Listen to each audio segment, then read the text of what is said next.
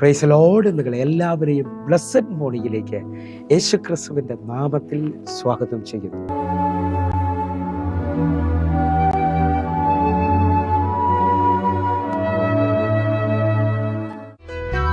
വാഗ്ദത്തം ചെയ്തവൻ വാക്കുമാറുമോ? വാഗ്ദത്തം ചെയ്തവൻ വാക്കുമാറുമോ?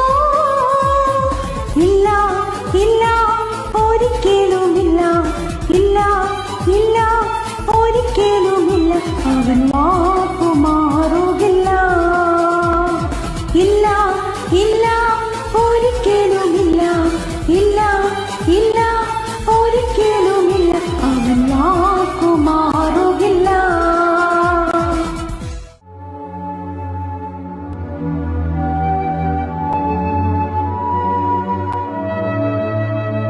പ്രിയരെ, അനുഗ്രഹിക്കപ്പെട്ട ഒരു പ്രഭാതം കൂടെ നമ്മുടെ ജീവിതത്തിൽ അനുവദിച്ചു തന്ന വലിയവനായ ദൈവത്തെ നമുക്ക് ഒരുമിച്ച് ചേർന്ന് നന്ദി പറയാം.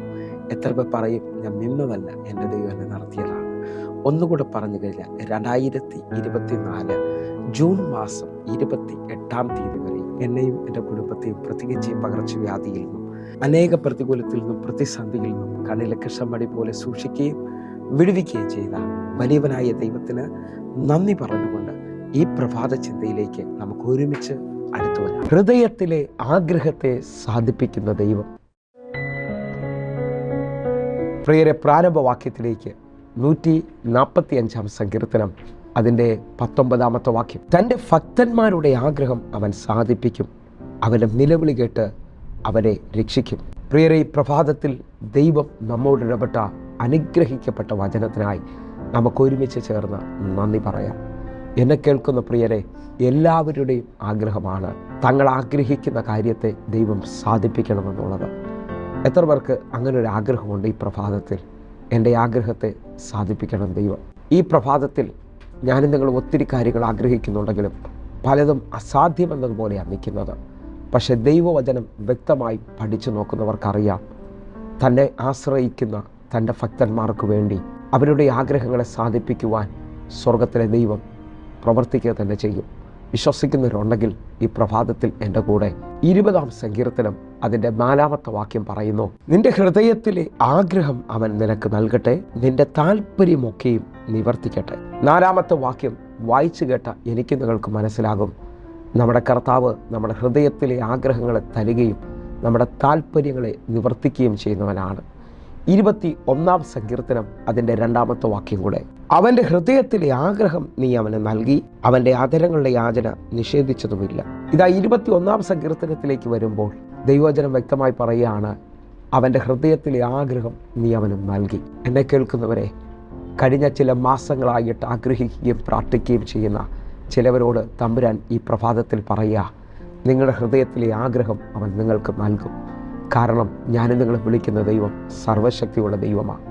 ഒന്നുകൂടെ പറഞ്ഞു കഴിഞ്ഞാൽ സങ്കീർത്തനം 34-ാം അധ്യായം അതിൻ്റെ 10-ാമത്തെ വാക്യം പറയുന്നു, ബാലസിംഹങ്ങളോ ഇരകിട്ടാതെ വിശന്നിരിക്കും, യഹോവയെ അന്വേഷിക്കുന്നവർക്കോ ഒരു നന്മയ്ക്കും കുറവില്ല.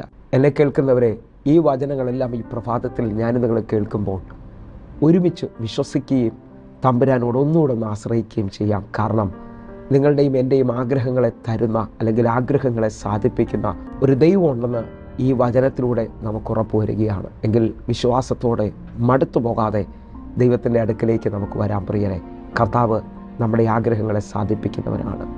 ഒന്നുകൂടെ പറഞ്ഞു കഴിഞ്ഞാൽ മർക്കോസിൻ്റെ സുവിശേഷം 10-ാം അധ്യായം അതിൻ്റെ 51-ാമത്തെ വാക്യം കൂടെ, യേശു അവനോട്, ഞാൻ നിനക്ക് എന്ത് ചെയ്തു തരണമെന്ന് നീ ഇച്ഛിക്കുന്നു എന്ന് ചോദിച്ചതിന്, റബുനി, എനിക്ക് കാഴ്ച പ്രാപിക്കണമെന്ന് കുരുടൻ അവനോട് പറഞ്ഞു.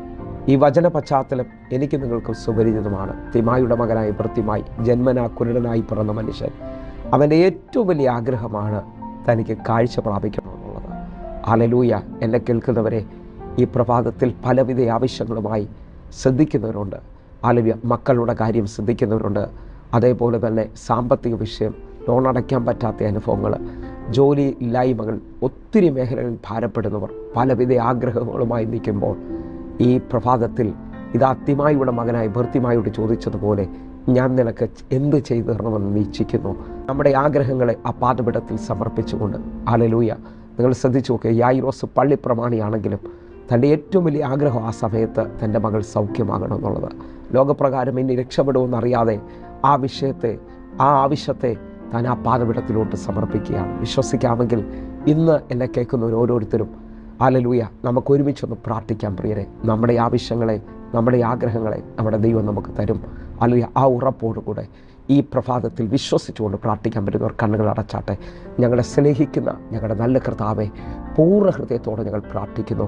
ഞങ്ങളുടെ ഹൃദയത്തിലെ ആഗ്രഹങ്ങളെ അങ്ങ് സാധിപ്പിക്കാൻ പോകുന്നതിനായി നന്ദി കർത്താവെ. അങ്ങേ ഞങ്ങൾ ആശ്രയിക്കുന്നപ്പാ. ഓരോ മക്കൾക്കും ഈ പ്രഭാതം ഒരു അനുഗ്രഹമാകട്ടെ. കർത്താവിൻ്റെ കരം വെളിപ്പെട്ടതിനായി നന്ദി. കർത്താവിൻ്റെ വലിയ സാന്നിധ്യം വെളിപ്പെട്ടതിനായി നന്ദി. യേശുവിൻ നാമത്തിൽ ഞങ്ങൾ പ്രാർത്ഥിക്കുന്നു. ആമേൻ, ആമേൻ. പ്രിയരെ, ഈ പ്രഭാത സന്ദേശം നിങ്ങൾക്ക് അനുഗ്രഹമായെന്ന് വിശ്വസിക്കുന്നു. വേഗത്തിൽ തന്നെ ഹല്ലേലൂയ ഈ കാണുന്ന നമ്പറുകളിൽ നിങ്ങളുടെ പ്രാർത്ഥനാ വിഷയങ്ങളൂടെ വിളിച്ച് പറഞ്ഞാട്ടെ. നമുക്ക് ഒരുമിച്ച് പ്രാർത്ഥിക്കാം. അതേപോലെ തന്നെ യൂട്യൂബ് ചാനലിൽ സബ്സ്ക്രൈബ് ചെയ്യണമെന്ന് ഓർപ്പിക്കുന്നു. ഫേസ്ബുക്കിലേക്ക് നിങ്ങൾ ജോയിൻ ചെയ്യണമേ. അതേപോലെ കൂടുതൽ വിവരങ്ങൾക്കും ഈ നമ്പറുകളിൽ വിളിച്ചാട്ടെ. എല്ലാ ദിവസവും ഇന്ത്യൻ സമയം 6 മണിക്ക് നമുക്ക് സൂമിൽ ആരാധന നടക്കുന്നു. നിങ്ങളെയും ക്ഷണിക്കുകയാണ്. നിങ്ങൾ കടന്നു വരണം. കർത്താവ് നിങ്ങളെ അനുഗ്രഹിക്കട്ടെ. God bless you. ആമേൻ.